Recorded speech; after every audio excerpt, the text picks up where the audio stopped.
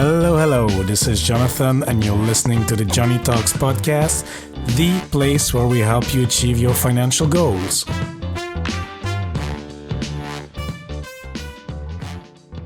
Hola, amigos. Hope you're having a great day wherever you are. And if you're a new listener to the show, special warm welcome to you. I really appreciate you tuning into the show. And if you're a returning listener, welcome back. I appreciate it even more. In today's episode, we will speak to my friend Giovanna, or Gigi, from the First Gen Mentor. Gigi is a first-generation American who recently left her 9-to-5 job to launch her personal finance business. Her goal is to empower first-gen Americans through financial literacy. Gigi will share with us how she came to launch her business thanks to TikTok in only a couple of months. And secondly, we will as well have a very eye-opening discussion on the financial struggles of first-generation people and how we can all support each other. This episode is for you if you're looking to leverage or launch your business thanks to social media. And this is as well for you if you're a first-gen person struggling with your finances. We got you. So without further ado, let's hear the interview.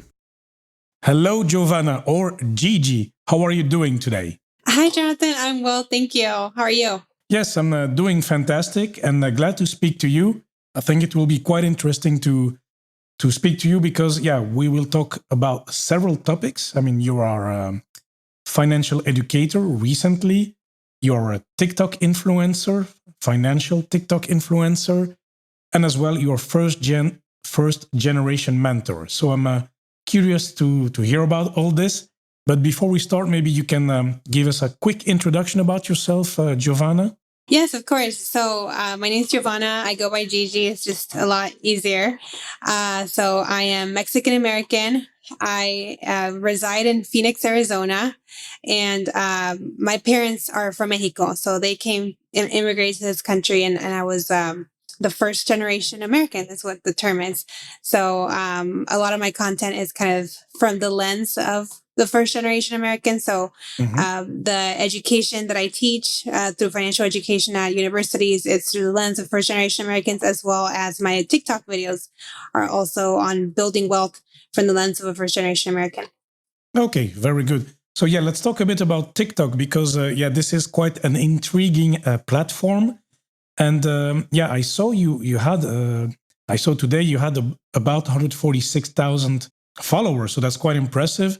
So let's round it up to 150K. So 150K followers. How long have you been busy with it? Not that long. So that's the amazing thing about TikTok. So I haven't been seriously creating content in this space, in personal finance space, I'd say until March of 2021. So what is that, 6 months? Wow, that's quick. Yeah, so that's what's amazing about TikTok. And that's why I always encourage anybody to look into joining the platform, because the growth that you can experience is really unmatched to other platforms. And I know this now because I'm trying to build my Instagram following and it's not as fast. I think I'm at 1,400 followers. So it takes time, and it's fine. I'm willing to put in the time, but that was not my experience in TikTok. With TikTok, honestly, all it takes is one video going viral to get you a lot of followers. No, very impressive. And but was it your goal to really start publishing financial content on TikTok, or how did that start? Yeah, no, not at all. And it's actually a fun story. So I'll tell you a little bit about that. So I joined TikTok in March of 2020, like a lot of people did when the pandemic first hit. I think there was a big surge in downloads of the app because people just wanted a distraction from all the madness. Do you remember? Sure. Yeah. Yeah. So I was one of those people that just joined for fun. And I was having a lot of fun just watching the videos, laughing at all the silly stuff on the app.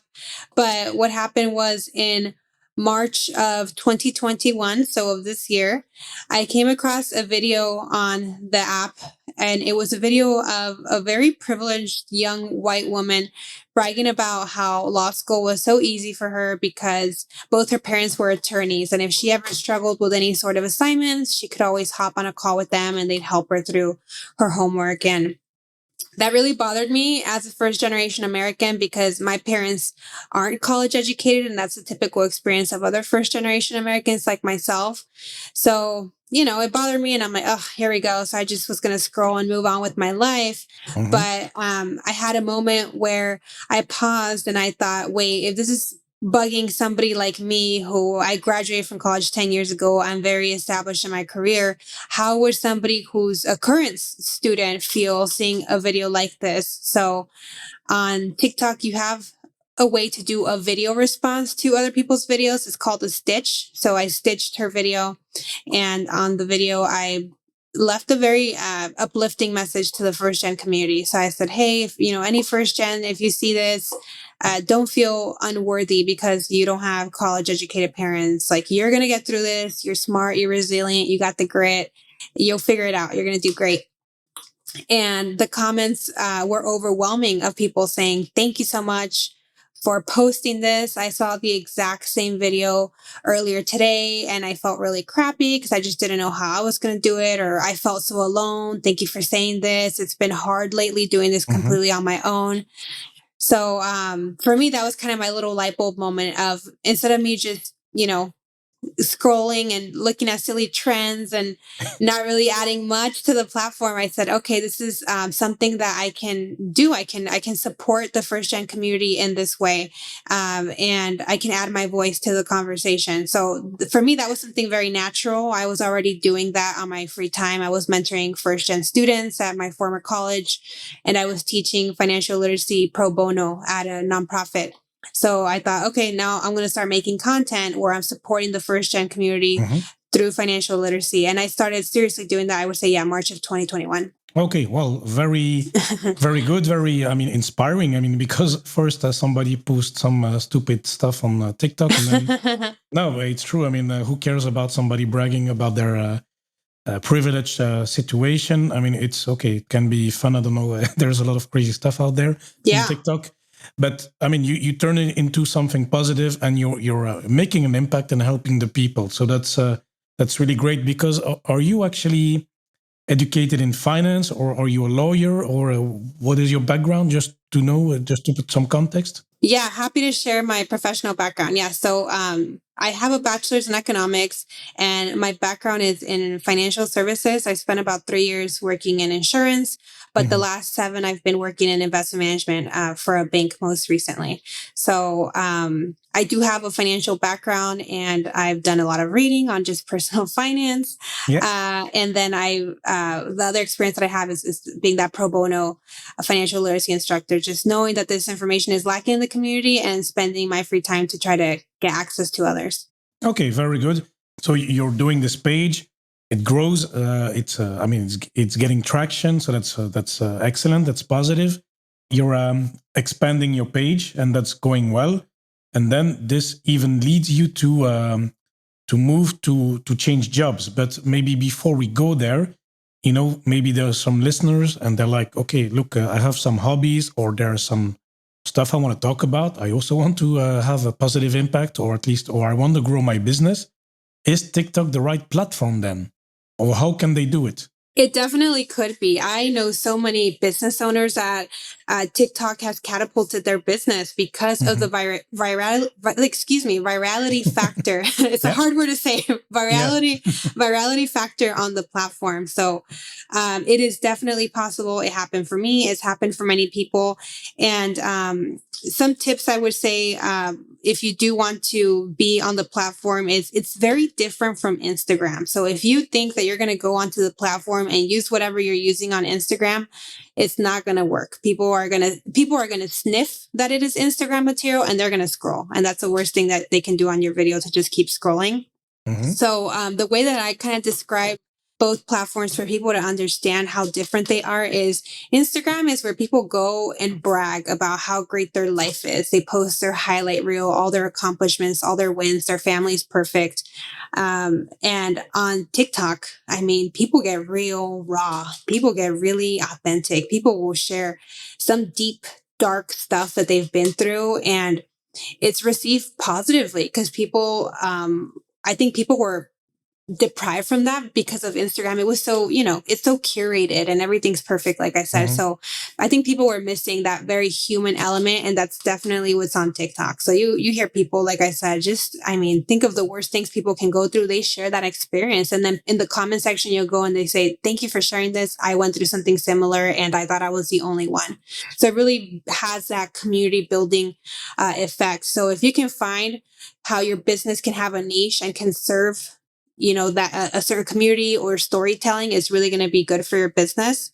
I would say somebody looking to start, you have to make your content either educational, inspiring, or entertaining. There's some people that just focus on educational. Some people just focus on the entertaining stuff. They do, comedy skits or whatnot. If you can have a combination of all three, then that's really going to help you because, you're not a one trick pony. You have a lot to offer. Okay, very good.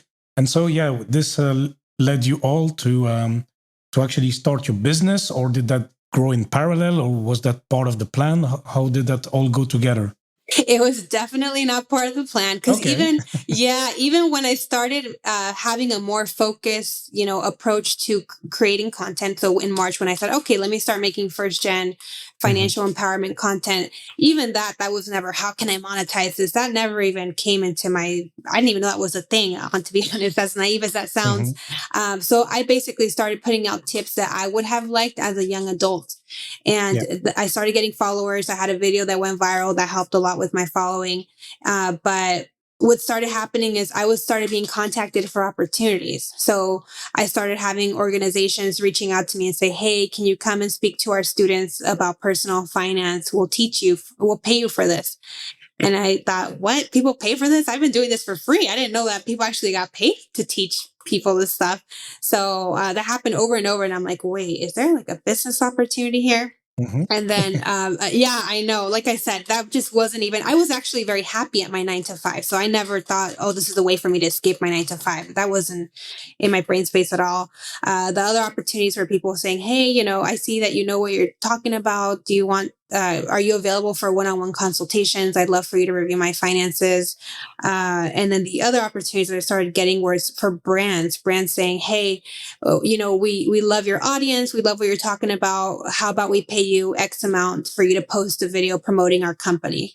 So I started talking to my partner, and we're like, wow, I think there's an opportunity here.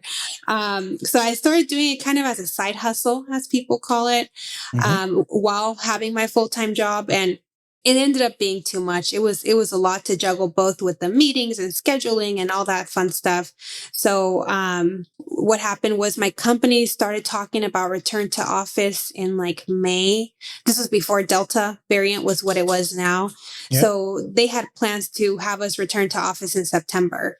And for me, that was kind of like I was at a fork in the road. I'm like, I can either go back to office. I'm probably going to have to cut back on my side hustle because I'm going to lose time, right?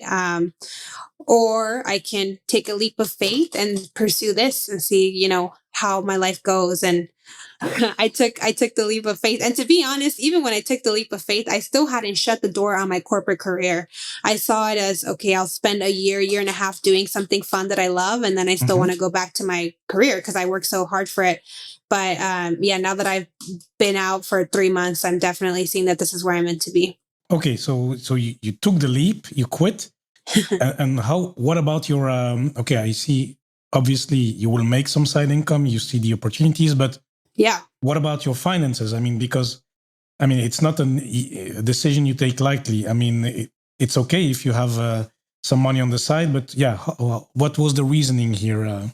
Yeah, no, absolutely. And yeah, I mean, I have not replaced my income. I know that that's always a concern for people. Wait, Mhm. so you quit your corporate job and are you still making the same kind of money? I am certainly not.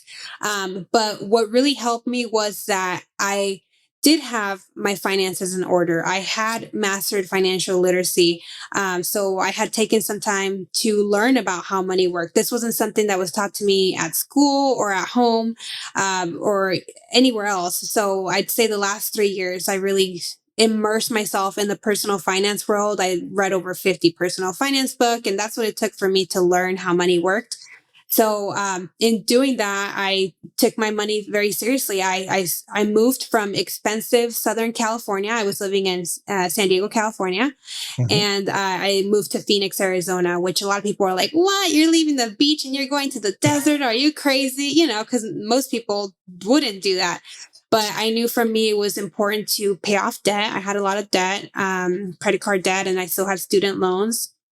And I knew that moving to a lower cost of living would be able to afford me that opportunity. So, in about 2 years, I managed to pay off all my debt as well as save an emergency fund. I never had a fully funded emergency fund. I only had like maybe a month or two. So, through this move, I was able to save 6 months in an emergency fund. And in addition to that, I was also saving for a sabbatical fund. So, I was planning to quit my job temporarily to travel the world. And I saved about 8 months of my expenses for that. And then, of course, we all know what happened with the world. Traveling isn't really something that's going on much these days. So I'm using that money. So the money that I was planning to use for a trip around the world, I'm using it to launch my business. And Yeah. that's why I'm able to kind of take the leap that I have now because of me understanding money. Well, that's quite a trajectory, quite a journey.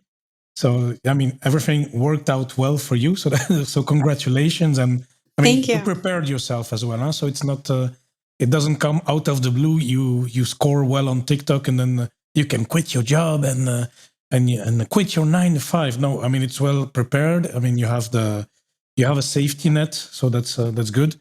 And talking about safety net and all this financial education, so you read a lot of books. You had your emergency fund, but you mentioned, okay, I want to have an impact on first gen people. Mhm. So there may be listeners, I mean, everywhere around the world, they may be as well first generation in their country, different nationalities, etc. So what are the typical challenges such first generation people are facing when it comes to finances? I mean, I know there are some other challenges, but just on the finances, what do you think is the most crucial tips, maybe in the US? What are the most important problems? Yeah, so I actually did a FinCon speech exactly on this topic last week on wealth building as a first generation American. So I talked about how, across the board, we all have the issue of the financial literacy gap. We're not taught this stuff, at school, right?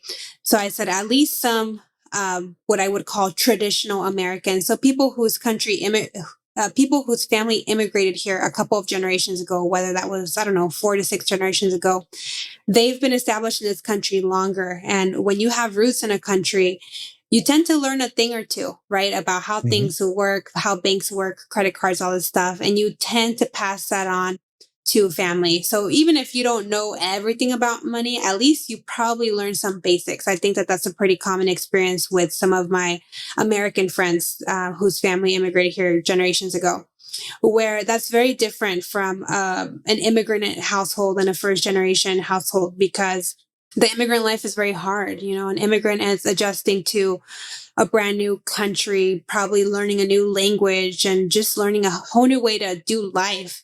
And when you're just trying to survive in a new country, you don't really have the space or the financial means to learn how to thrive. So Mhm. that's a big challenge that we don't learn it at home, unlike some other people do. Not even the basics. And to compound that, something that I've seen experienced in my culture is I'm Mexican American, so the Mexican culture is very much like a collectivist type of culture. So for anybody that's not familiar with the values in the collectivist culture, you're supposed to be self-sacrificing, obedient, and put the group's needs before your own. And that's very different from the American individualistic culture, where it's very much about being independent and self-reliant and paying your own bills.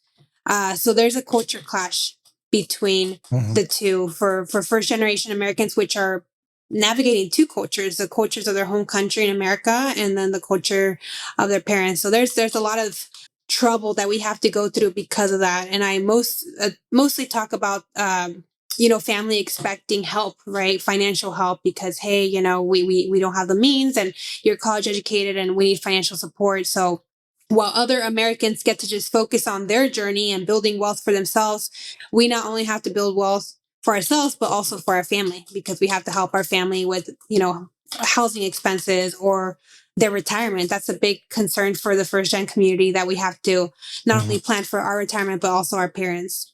Yes, and actually, it's funny because it's funny. I saw one TikTok of yours today, actually, where you say, "No, I'm setting boundaries for myself, Yeah. Financially, and I'm not, I don't know, like A I'm bad still daughter. I'm still, yeah, I'm not a bad daughter. I'm still a respectful Latina."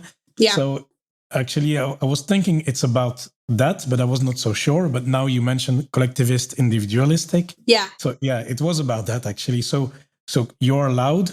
I mean, if you're Latina or if you're not, I mean, if you're first gen immigrant to set these boundaries, I mean, how is that perceived then?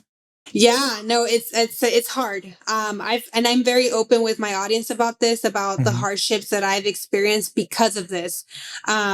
Whether it's me agreeing to help financially, even though I was $50,000 in debt myself, and I really was in no financial position to be giving anybody money, or whether I finally said, you know what, no, I need the money for my own expenses. And then hearing, how dare you? You're ungrateful. This is your mother. This is your family. We did everything for you. So it's very challenging to learn how to navigate that space, because it is not well received. It is very much seen as you're somebody that, yeah, is ungrateful, or you forgot your roots, or you're white now and you became more Americanized. I've been told that by one of my followers. Yeah. Oh, no, that video response that you're talking about, that's what they said. They said, no, thank you. I'm not going to accept the Americanized way. I'm going to do anything for my family.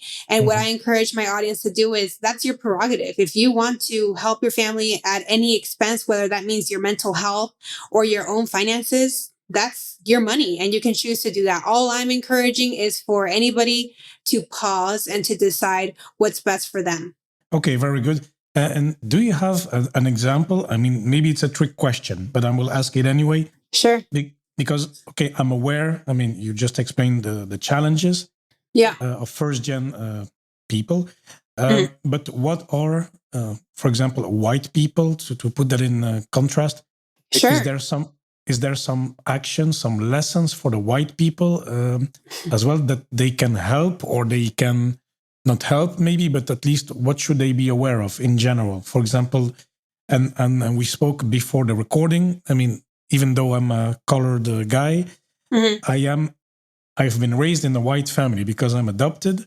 So I'm thinking like a white man. So I don't have these issues of first gen myself, and many listeners will not have those. So is there something we can do, or we can think of, or even lessons we can take from first gen people? Yeah. So are you asking how somebody that isn't from the first gen community could support first generation wealth builders? Yes. So there's two. It's twofold. So yeah, how can we support? I don't know, by your attitude, etc. I mean, you can tell. And then the next part is, what are some lessons learned that we could actually learn that we may not think about?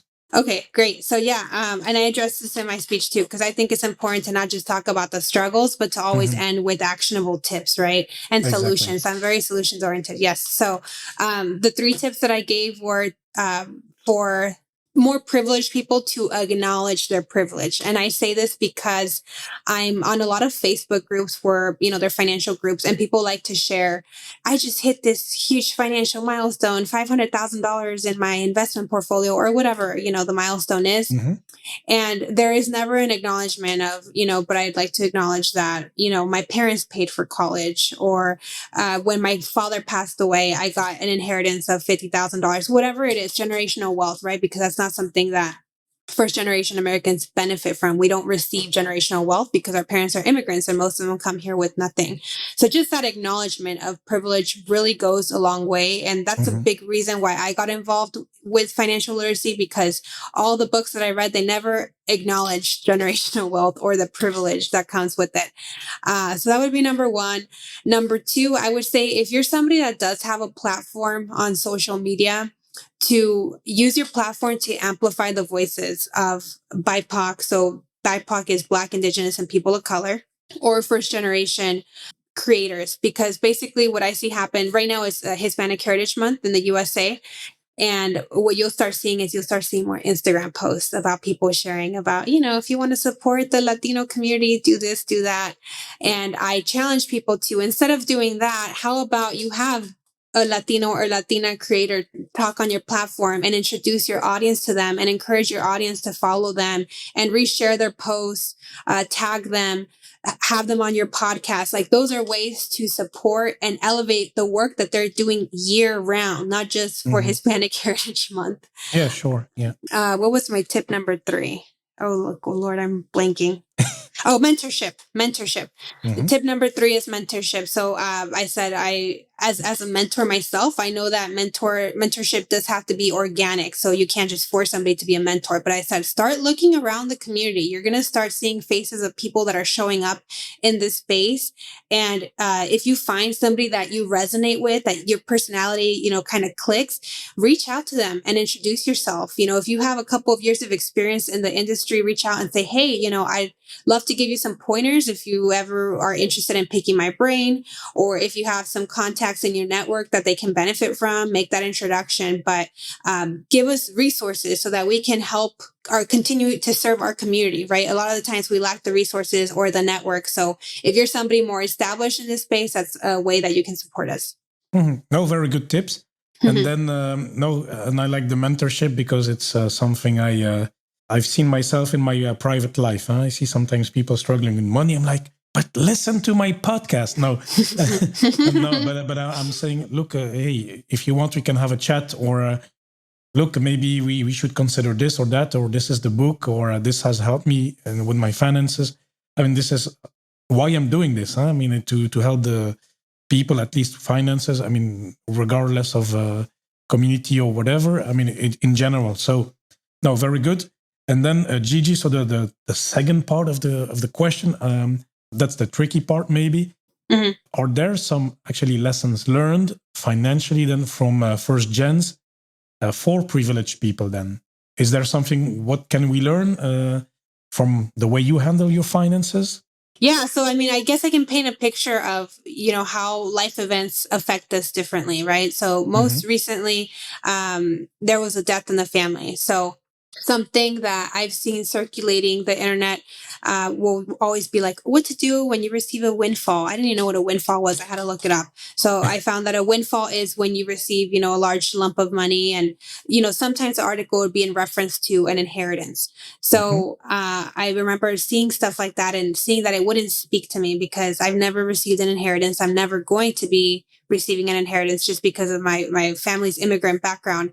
And so while somebody has more established roots in this country, if grandma Georgina dies, you get to inherit. It's a sad day because grandma died, but you got $50,000 that she's inheriting to you, right? And that is money that you can start, buy a home with, or buy rental properties, or whatever you decide to do with that money. Get an education.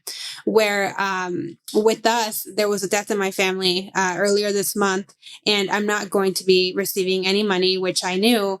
But in addition to not receiving money, I'm expected to pay money. So I'm expected to help with the cremation costs. They already sent me, how much I'm expected to contribute. And I'm fine with doing that. That's something that I'm willing to do for my family. But that's a dark contrast to what happens in somebody that's more privileged, right? They receive money where we don't receive money, and then we have to pay money. Yeah, I mean, it's something that that we can be aware of. That, I mean, not everybody has this windfalls and stuff like this. But are there ways that the way you handle money that we can still learn from? I mean, in the sense of actionable tips that you do, that maybe, hey, why don't white privilege, or white people, or why don't privileged people do it like us for money? I mean. Oh, got it. Okay. I don't know. I haven't thought about that. I know what's very popular in the Mexican community is we have what are called cundinas. So it's basically like a savings plan amongst the community. Have you heard of anything like that? No, but is it? I know about microfinance and. Yeah, that's essentially what it is. Okay, so because I'm supporting a project, and the thing is, it's in Africa, but then the tribes or the villagers, they start their journey by saving, contributing to a savings pot, and then all the villagers, and then they start to get jobs, and then they can take a loan from that savings pot, and then then they contribute, and then they continue, then they move on. Yeah, that's essentially what it is. I know we have that in our community. So yeah, to give you an example, let's say that there's 12 people and then everybody puts $100 for the pot. So then the first person that would get the chance to use the $1,200, they get it 1 month, then the next person, right? And that's the way that they have a large inflow to money while only putting 100, but they'll eventually pay it. But yeah, I mean, I think something that maybe other people could take from our culture is just making it more human. I mean, I do see sometimes because of the individualistic culture, it's always like, no, this person should have had this figured out. I took care of my stuff. Why can't they figure it out? So maybe having a little bit more compassion and maybe adopting some of those parts of the collectivist culture where it's more community based. And I think there's a balance. I think everybody has to kind of strike the balance that works for them and their values. But I think that's something to be learned there about the collectivist culture. Yeah, no, very good. This is exactly what I was looking for. I mean, not this tip, but this example is great. And it reminds me a bit of a course I had at university on intercultural communication, where one of the differences between the East and the West is this collectivist, individualistic cultures. And what I remember is that we always took the example of Japan or, I don't know, China, I mean, Asia, compared to Western Europe. But it's far from each other. And then when you talk, the striking thing is that you have collectivists in Mexico just across the border of San Diego, for example, it's, of the US. So it's so close yet so far. Right. Yeah, it's just a world of a difference. Just Yeah. Yeah. Very good. Okay, well, Gigi, I think that was quite a lot of information, and I want to thank you for sharing your stories and your TikTok tips, your career move with a good preparation, and then as well your personal stories in with regards to first gen. And thank you for all the work you do for the people and to inspire other people to have a good impact as well on TikTok or wherever it is. Social media has always a bad rep, so thanks for all you do. And then, Gigi, before I let you go, we always have, as you may know, our 3 quick fire questions. So, are you ready? Yeah. Yep. Very good. So, Gigi, you have your emergency fund, you started your business, but we didn't talk about investments. But so, do you know what has been your best investment so far? I would say the investment in my education, because in America, you do have to kind of, if you don't come from somebody, who of privilege, of financial privilege, you do have to take out debt for education. I mean, there's a lot of grants and scholarships and whatnot, but school is so expensive here that a lot of us, people like my background, have to take on debt. So for me, that was a little scary, being a 19-year-old and having to make such a big financial decision. But now at 32, I'm just very thankful for the 19-year-old Gigi that took that chance, because having that education has just opened so many doors for me. And it wasn't fun to pay off $35,000 in student loans while other people got to do more fun stuff with that money that they were earning from their job. But now that that's past me and I'm debt free, I can definitely say that I have no regrets about my education, and it's the best investment I've made in myself. Oh, very good. And then the question number 2 is, what is the best book you can recommend to anyone? It does not need to be a financial book. Yeah. So it is a financial book just because it changed my life. That's fine too. Yeah, it changed my life. And I'm able to, have the life that I have now because of this book. So I had read other financial books before this one. And I knew, okay, money's something that I should prioritize, but, maybe some other day. But it wasn't until I read Smart Women Finish Rich, which is a book written by David Bach about 20 years ago now, maybe a little bit more. He's updated it. But for people that aren't familiar with David Bach, he's most famous, I believe, for The Automatic Millionaire. Yeah. But he wrote one specifically for women. And the reason that book changed my life and it made me take money more seriously was because it was the first book where an author told me, getting your money right isn't about like, oh, let's be the most rich and let's have a high 401k and all these investments. It's about giving you freedom to have the life that you want to have. And I had never read a book that had kind of described it in those words. It was always very practical. This is what a high yield savings account, this is what a stock is, so it was all the practicalities, but never about the values, about you living in alignment with your values and having the freedom to craft the life that you wanted. So that would be my favorite book. Okay, very good. I will link it as well in the show notes so people can find it. So very good. And then the last question is, what is a purchase you can recommend for under $100? Yeah, so this is a fun one. So this one is my booty kicker. So my booty kicker it's an at-home bar. Do you know what bar is, like to work out?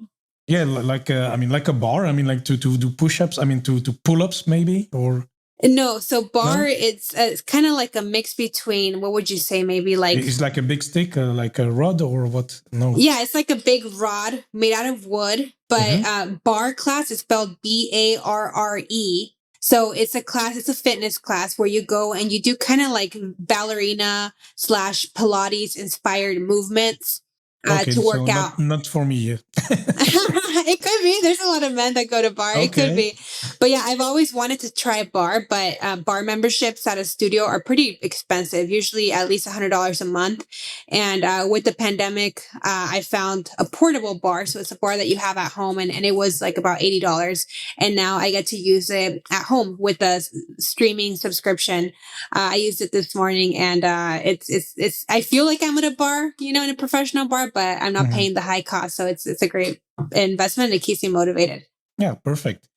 Okay, very good. So Gigi, obviously the listeners can find you on TikTok. So what is your account actually? Yeah, so on TikTok, you can find me. My handle is @the1stGenMentor. I'm also on Instagram. My handle there is a bit different. It's Gigi, the First Gen Mentor.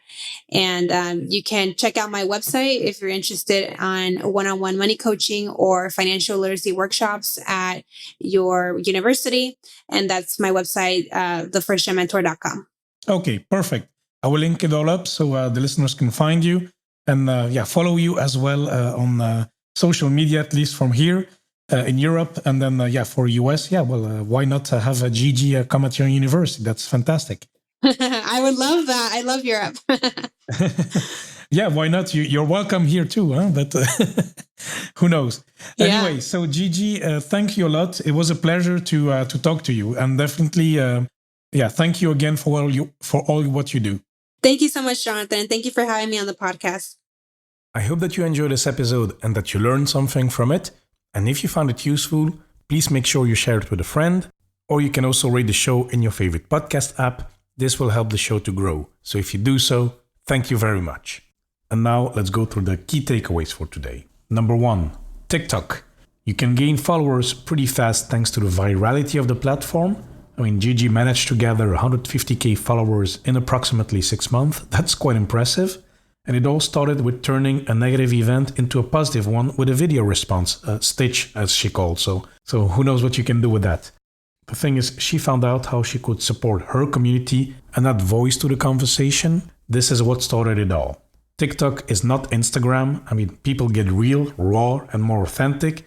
There is a bigger human element to it. It's not like Instagram where it's more about bragging and looking good. And then for your content strategy, make either educational, inspiring, or entertaining content, or a combination of the three that will serve your audience. Number 2, opportunities that can come with TikTok or social media in general. Teaching opportunities. People will start to ask as well to do consultation one-on-one. Brands may reach out to promote their products or services. And the tip here is to start all these activities as a side hustle and see where it can take you. Number 3, finances. Gigi took a leap indeed to leave her stable job, but her finances were in order. She had spent the time understanding money, and she had a full emergency fund and an 8-month sabbatical fund. Number 4, first generation issues. When you move to another country, you need to adjust to a new country, a language. It takes time to adapt and to learn how things work financially, especially, compared to a local person who has been there for several generations. I mean, the information has been passed down, and most probably the generational wealth as well. If you come from a collectivistic culture or an individualistic culture, this culture difference will play a big role in your finances. And if you are from a collectivistic culture, you can still set boundaries and help yourself first. What Gigi encourages is to take a pause and decide what is best for you. What are some of the ways us, between brackets, white people can help? We can acknowledge our privilege, inheritance, generational wealth, etc. We can use our platforms if we are content creator to amplify the voices of BIPOC or first generation creators. So BIPOC stands for Black, Indigenous or people of color. And that could be as well a specific community in your country. And third tip, we can also help with mentorship or find resources to help somebody. And last but not least, what are some lessons individualistic communities can learn from collectivist communities? Yeah, we could adopt a microfinance technique, such as a saving plan among the community, for example. We could help each other this way. And then maybe the conclusion of this episode is, let's make finances more human, more compassionate, and sometimes more community-based. Let's find that balance. So that was it for today. Thank you so much for listening. It really means a lot to me. Make sure you subscribe in Apple Podcast. And of course, please do not hesitate to contact me. If you have any questions or feedback, send me an email, john@johnnytalks.com, or connect through social media at Johnny Talks on Facebook, Twitter, and Instagram. And amigos, once more, thanks so much for listening, and I'll speak to you next time.